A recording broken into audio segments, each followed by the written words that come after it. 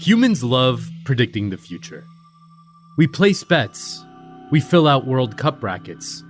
We tell anyone willing to listen who will win and who will score and who is overrated and who will finally prove we were right all along. It's Bale, by the way. Of course, the solace we seek in telling ourselves we know what will happen in the future is bullshit. Case in point, Croatia, 2018. But first, let's rewind to 1998. You remember 1998. Amidst the backdrop of great boy bands taking over the pop charts, Croatia was emerging victorious.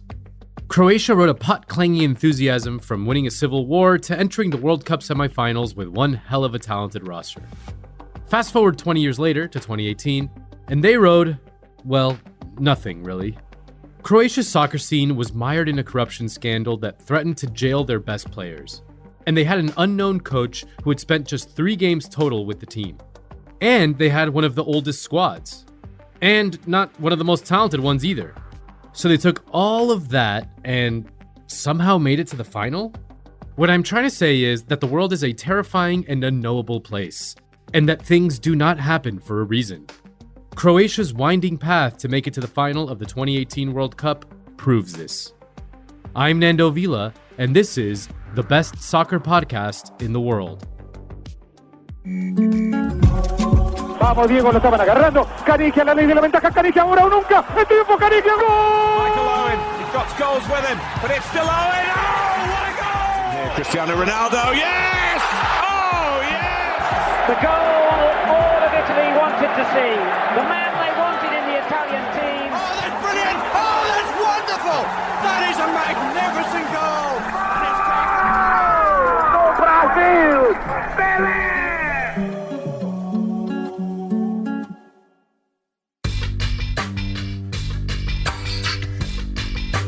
This episode is Croatia, Part 2.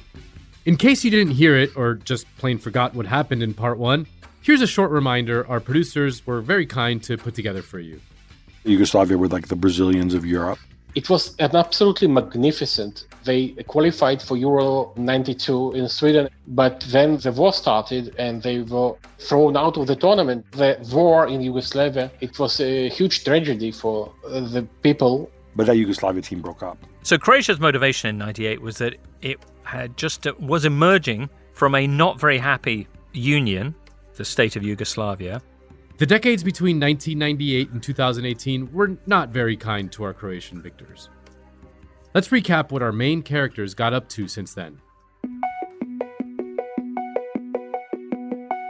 Coach Ciro Blažević, who claims he invented the 3-5-2 formation, moved on to a new team, managing Iran. He promised to hang himself from the goalposts if Iran didn't qualify for the World Cup. They didn't qualify. He didn't follow through. Zvonimir Boban studied history at Zagreb University in Croatia. His thesis was titled Christianity in the Roman Empire. He eventually became the Deputy Secretary General at FIFA, where he oversaw the implementation of VAR, or Video Assistant Referee. Davor Šuker retired and spent a decade lounging around the tropics, devouring shrimp on endless vacations. He denied receiving betting tips from a convicted match fixer in Germany. He also found $30,000 worth of antique gold coins left on a plane, and he just kept them. This earned him a fine of 8,000 euros. But these petty crimes prepped him for his next job. In 2012, Šuker became the president of the Croatian Football Federation.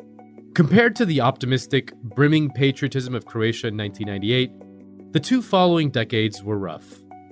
Croatia was considered the least developed nation in the EU. The population experienced an exodus. In 2018, it had decreased by 300,000 people, with many forced to leave to find work. And Croatia's soccer ecosystem plunged into a widespread corruption scandal, one that upended its federation and its biggest club. One man embezzled over $15 million and claims to have bribed 50 referees before fleeing the country to escape a prison sentence. Well, yes, the football in Croatia has been corrupt for quite a while. This is Michael Jokin, a freelance soccer writer. By the time the 2018 World Cup rolled around, this scandal had ensnared even Croatia's best player. 2018 was interesting because Croatia Again, you had a genius midfielder driving them, Luka Modric, but the mood around the team was different in some pretty significant ways, not least the fact that Modric, Croatia's best player, was actually facing potential jail time for perjury, having taken the stand in defence of the erstwhile Croatian FA boss, Zdravko Mamic, who was accused of pretty much having run Croatian football as his own kind of fiefdom, for his own ends, shall we say. Having a hand in transfers, having a hand in national team selection, and taking a percentage of whatever he could. That was the accusation he added. This is James Richardson, host of the Totally Football Show. But anyway, Modric had stepped up to say that, I believe he stepped up to say that Mamic hadn't received money for a move that he'd made, and then it turned out that, oh dear, actually, yes, he had. And then Modric was in a bit of a position, and against the backdrop of the fact that he was effectively banged to rights for perjury, which was a jailable offence.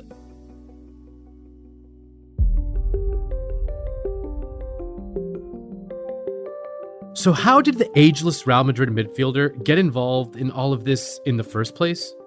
It's messy. As you may remember from the last episode, when Luka Modric was 6, his grandfather was murdered by Serbian rebels. The Modric family fled and joined other refugees in the Hotel Kolovare. Modric spent his childhood playing soccer in the car park or between mortar craters outside. And Modric's childhood team, Hajduk Split, rejected him after trial because he was too small and scrawny. He then spent a year in the Bosnian League, which was known for its aggression, and won Player of the Year. When Luka signed a 10-year contract with Dinamo Zagreb, the first thing he did was buy his parents a house. His family could move out of Hotel Iz, where they'd spent most of the 13 years since they fled their village during the Civil War. At the time, a man by the name of Zdravko Mamic was something like an agent. He would float players financially, and in return, they would sign over a percentage of all future wages to him. This was dubiously legal. Mamic made his money when he bought discounted shares of a company in the wood industry that was privatized as Croatia transitioned to capitalism. Also, dubiously legal. In the wake of communism, nepotism and corruption took over Croatia. Mamic became the executive director of Dinamo Zagreb and vice president of the Croatian Federation, running Croatian soccer like a mob boss for about a decade.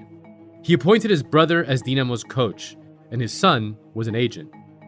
They did things like have the transfer fees skip the club and go straight to themselves.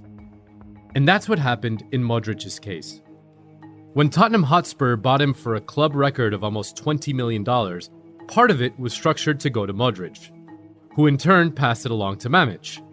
In the court case, Mamic didn't even argue this sequence of events. He just claimed it was legal. Modric got tangled up in statements he'd made when the deal between him and Mamic was signed.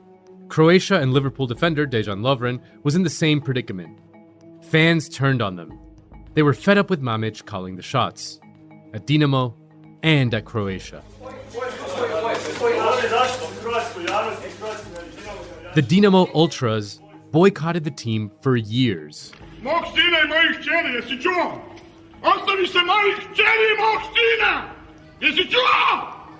Once, when fans confronted him, Mamic yelled, quote, "I'll maul you, one by one, face to face," and, quote, "I'll beat you like cats." Listeners, please don't beat cats. There was even an assassination attempt. Mamic was shot above the knee while visiting his father's gravesite, which he did once a year. This sounds like it's lifted from a mob movie, but I swear, it's true. Davor Šuker's connections with Mamic went a long way to sink his reputation as the nation's greatest ever soccer player.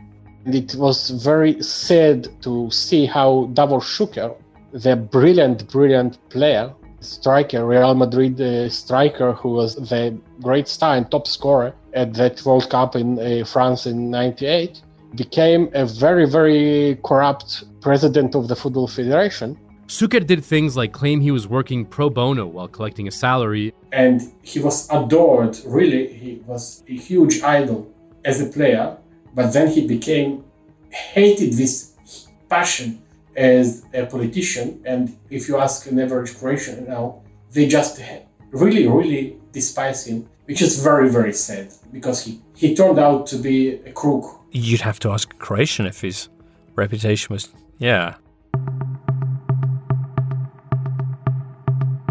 Suker and Mamić appointed Ante Sačić to manage the national team. Sačić was a former TV repairman who had an extremely average coaching career with a bunch of low-level Croatian clubs. He had been unemployed for 4 years, running a cafe when Zdravko Mamić first called. Sačić took the job, and it didn't go well. The fans turned on the team. There were a lot of protests during the Croatia national team matches, especially at home, and sometimes stands were empty. The Croatian Federation responded to aggressive fans by labeling all fans who boycotted games as hooligans.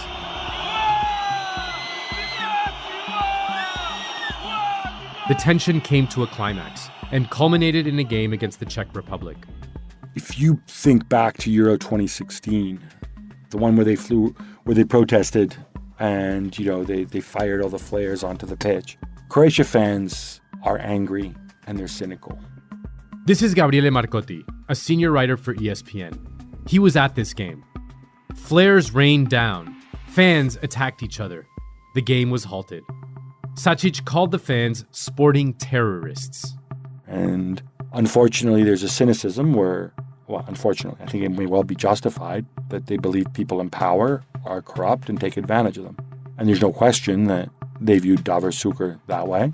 And of course, Mamić and Mamic's brother and Luka Modric as well. I mean, when you go and you testify in the trial the way he did, they really turned badly on this team.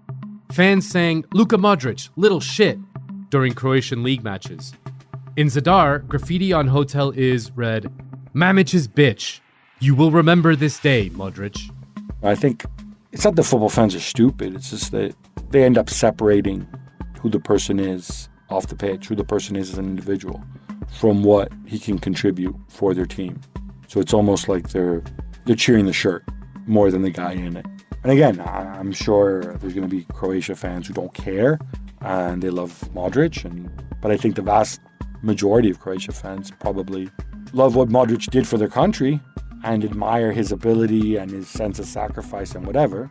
But equally, they would question his character. And maybe they'll justify by saying, well, he made a mistake when he was very young, and then he kind of doubled down on it, and out of a sense of loyalty or maybe out of a sense of fear, because those are some pretty nasty people, pretty dangerous people. Who knows? And I hope they don't listen to this podcast because I don't want to get myself into any more trouble. The public record is there for everybody to see. At the club level, Modric did pretty well with Real Madrid, winning 4 Champions Leagues. But the Croatian national team was in danger of missing out on the World Cup. They lost to Iceland and Turkey and had a draw with Finland. Sačić was properly dismissed. They hastily replaced him with a man named Zlatko Dalic, who was appointed 48 hours before the final match against Ukraine. Dalic met the players for the first time in the airport on the way to Kyiv. The entire coaching staff had been fired. According to Davor Suker, firing all of the coaching staff was like a form of shock therapy, much like the transition to capitalism. It seemed hopeless, but Croatia needed to win in Kyiv to stay alive. And Croatia's World Cup plans are back on track. They are in the comfort zone in Kyiv. And just like that, somehow, Croatia was back in the running. Croatia stumbled into a do-or-die playoff against Greece. Юрген Клоп. Зараз момент 2-0. Нікола Калніч забиває другий м'яч після індивідуального. They won 4-1 and qualified for the World Cup. Дає свисток Джанлука Рокі. А то 4-1 такий рахунок зафіксовано. So who was this new coach? Zlatko Dalic had bounced around some minor clubs in Croatia and Albania without winning anything of note before landing in the Middle East. He won the league in the UAE and was runner-up in the Asian Champions League. And that's it. That's his resume. He was coaching in Abu Dhabi when he took over Croatia. Yes, and most of the Croatians thought that he was another puppet because that football federation only appointed puppets to the job. The Mamić court case was closing in, but he still hadn't resigned his position.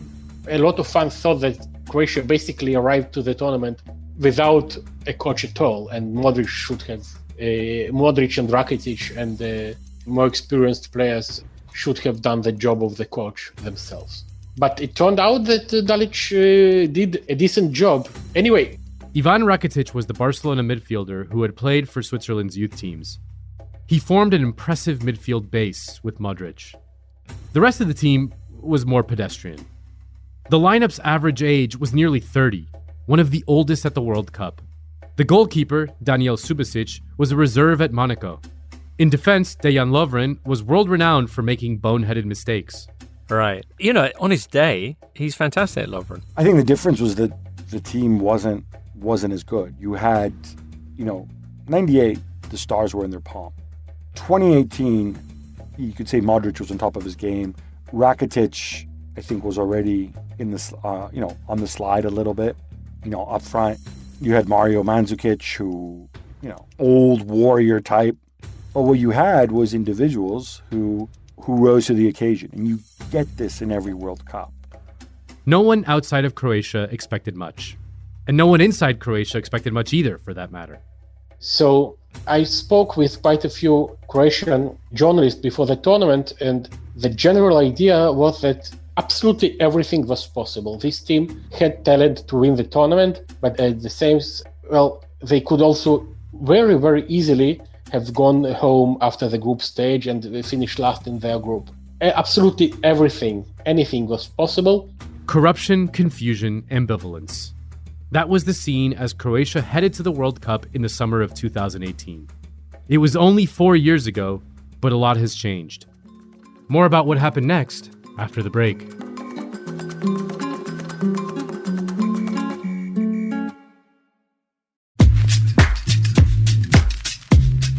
Hey, remember the pre-pandemic world? When you were taking part in the Tide Pod Challenge while listening to Childish Gambino's This Is America on YouTube? Black Panther set all sorts of box office records, and Kendrick Lamar won a Pulitzer. Prince Harry married Meghan Markle, a non-royal. Billionaire union buster Elon Musk was dating Grimes when he wasn't pretending to help a Thai youth soccer team trapped in an underground cave. Idris Elba was named People's Sexiest Man Alive. A Banksy sold for $1.4 million and then self-destructed. Private equity sucked the last out of Toys R Us, which filed for bankruptcy, snuffing out the last remnants of your childhood.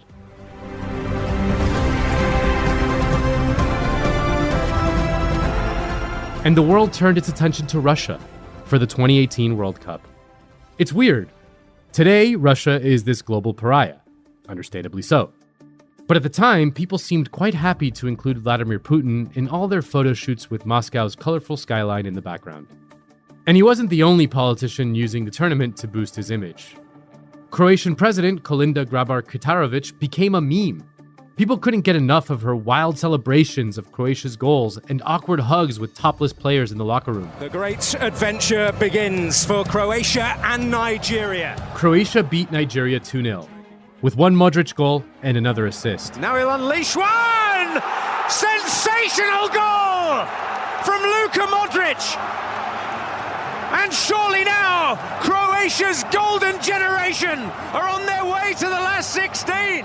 Then they beat Argentina 3-0. A win over Iceland made it 3 out of 3 and put Croatia into the knockout rounds. But it's Croatia who can finish it now! In style!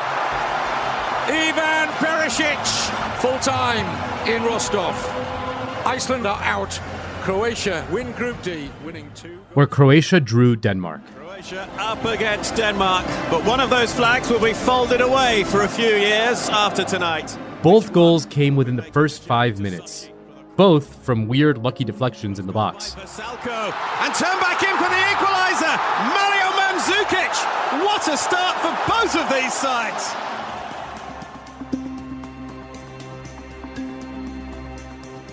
Mario Mandzukic was once fined €100,000 by his club Dinamo Zagreb for a lack of effort in a Europa League game.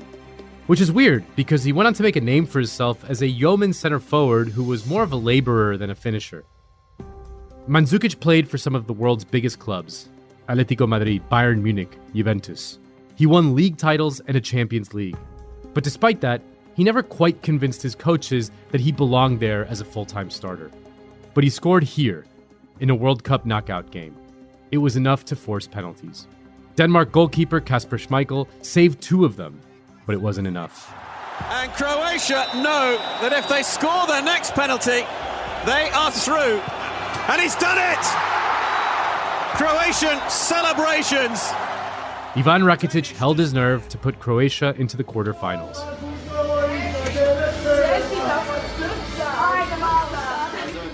President Grabar Kitarović hugged as many sweaty players as she could while her PR team posted videos on social media.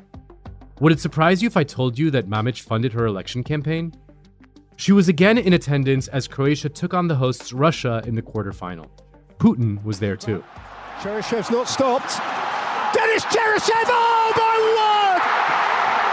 That is quite something!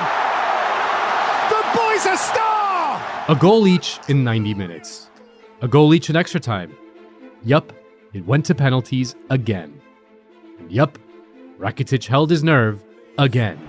Ivan Rakitic with the opportunity to strike the telling blow to end the Russian carnival. Rakitic! And Russia dissolved into tears! But it is Croatia 4-3 on penalties. The lasting image of this game is Grabar Kitarović in a red and white checkered jersey, holding her hands aloft and cheering over Vladimir Putin himself in the heavily guarded box seats. Semi-final night in Moscow, as Croatia and England set out each to clear the last hurdle before the World Cup final itself. England took the lead. It is Kieran Trippier, it is delicious! Croatia in the last World Cup were not a magnificent phenomenon. They took nobody's breath away, but they were solid and they were good at times and they were lucky. But yet again, Croatia equalized and forced extra time. And fired home by Perisic! Croatia's cravings are satisfied, at least for now! Ivan Perisic was a forward and wore the number 4. That's weird, but he was always a little bit unconventional. At 17, Perisic left home to save his father's chicken farm. He still hadn't broken through to the senior team at Hajduk Split when the French team Sochaux sent a private jet. With the family chicken farm in debt, the family decided he should take the offer. After a few years in Belgium, Perisic burst through at Jurgen Klopp's Borussia Dortmund. When he got dropped, he complained publicly, quote, "When I'm on the bench, I'm dying." Klopp handled it calmly. Just kidding.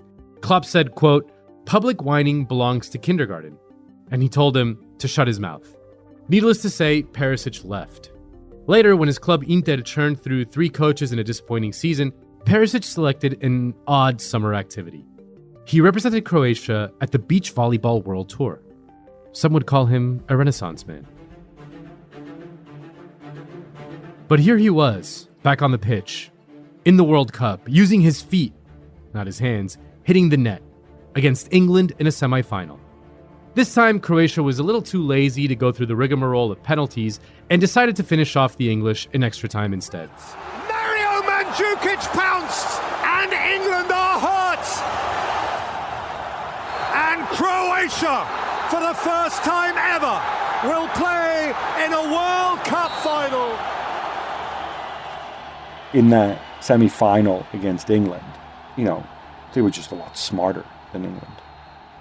I don't want to pick on Gareth Southgate because he is a very, very nice man and he's a good person and he's done a lot of important things, but that semi-final is kind of on him.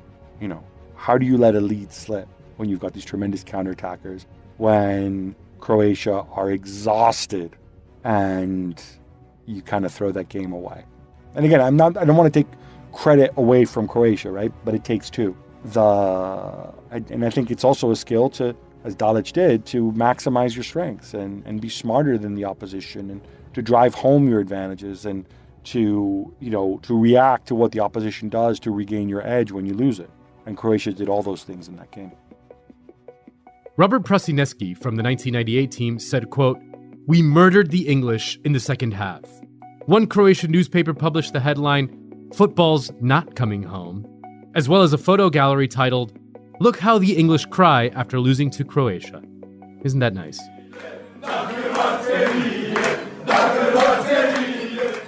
The team celebrated back at the hotel with a famous pop singer. Players stood on tables, clapping and singing. Because 20 years after reaching the semis in their first ever appearance, Croatia was going to the World Cup final. They are the second smallest country ever to play in one. More about what happened next after the break.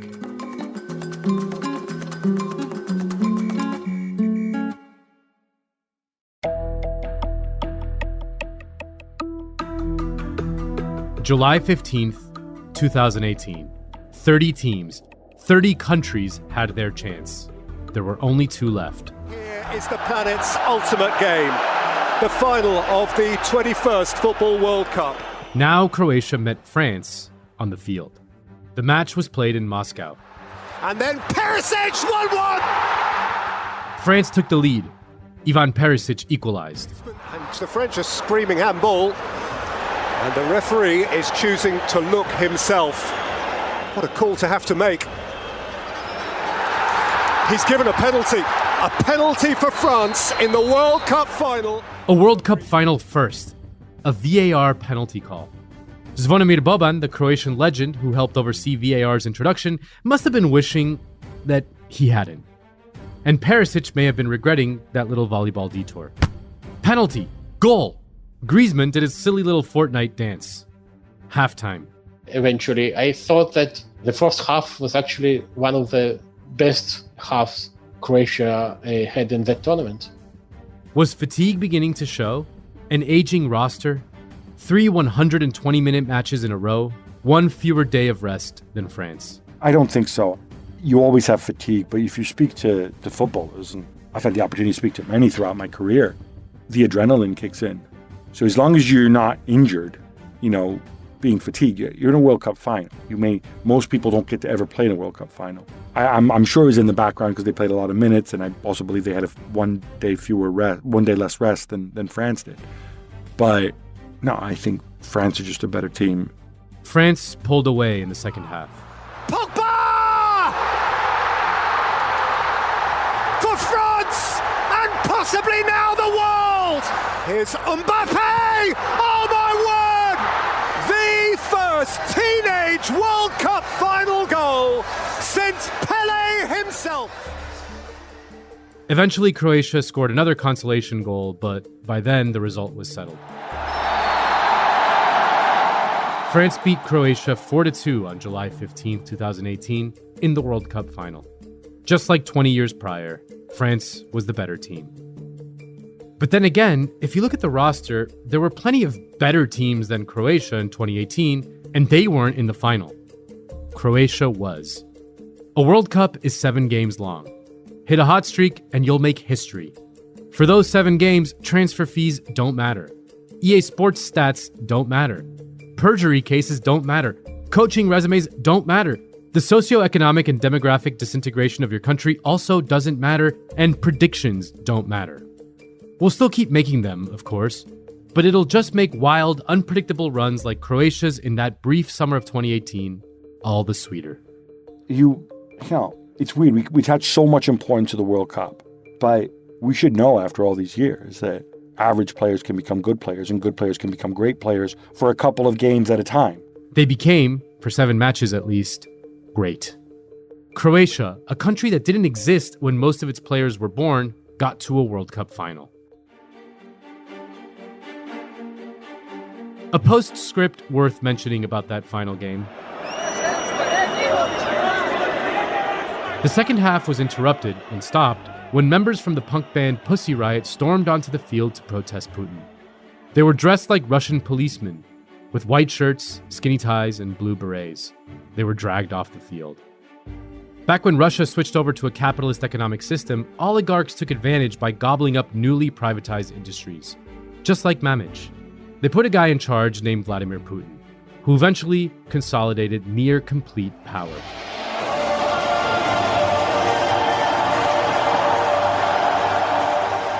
There's a lasting image from the trophy presentation. French President Emmanuel Macron is there. Croatian President Kolinda Grabar-Kitarović is there.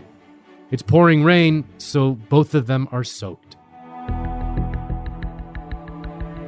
And standing ominously behind them is Vladimir Putin, with a lackey holding an umbrella over his head.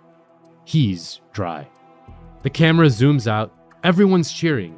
Loudspeaker music, confetti, downpour, the cup, France players diving and sliding across the waterlogged grass. It makes sense that politicians and oligarchs and petrol states use sports to launder their images. The emotions we get from them are so pure and so fun and so tingly. Of course they're going to co-opt that. It doesn't make the emotions less fun or less tingly. And I think it's all the more important to enjoy them while we still can.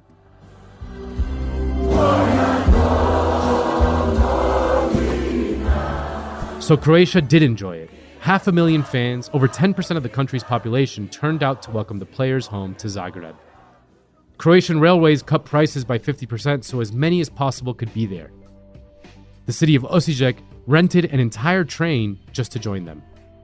Is it fair to say that Croatia's players walked away with heads held a little higher? Luka Modric was cleared of his perjury charge. The reigning sexiest man alive, Idris Elba, presented him with the award for Best Player in the World. Okay, so here we are.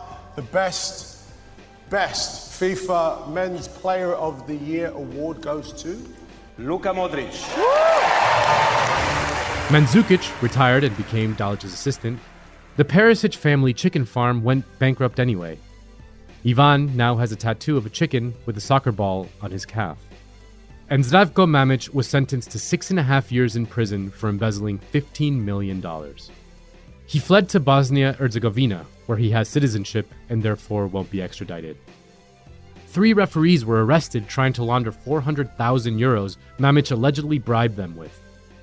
Mamic himself turned them in.